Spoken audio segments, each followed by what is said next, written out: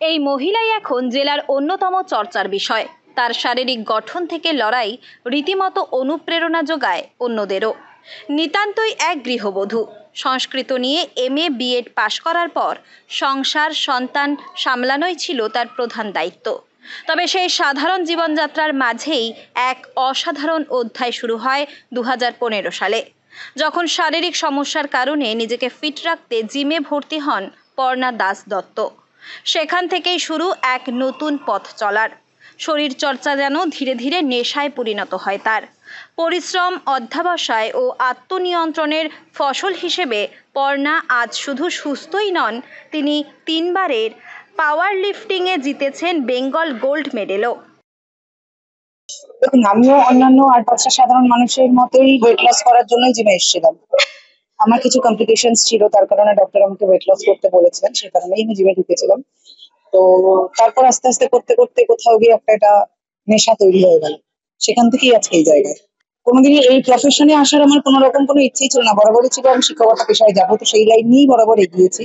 আমি পাওয়ার লিফটিং এখনো পর্যন্ত 3বার খেলেছি বেঙ্গল। তো 3বার আমি যে 3বার গেছি 3বারই আমি গোল্ড মেডেলিস্ট পেয়েছিলাম।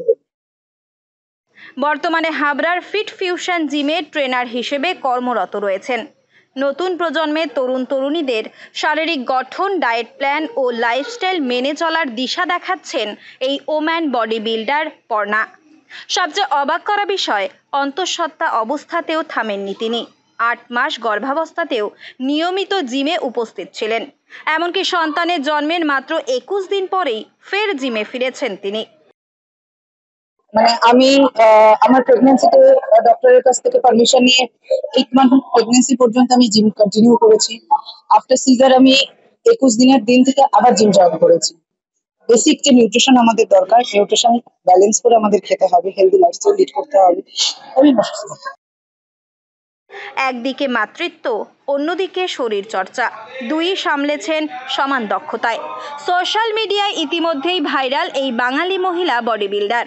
শাড়ি পরে শরীরচর্চা, আত্মবিশ্বাসী উপস্থিতি, সব মিলিয়ে তিনি এখন জেলার ক্রীড়ামহলের আলোচনার অন্যতম কেন্দ্রবিন্দু।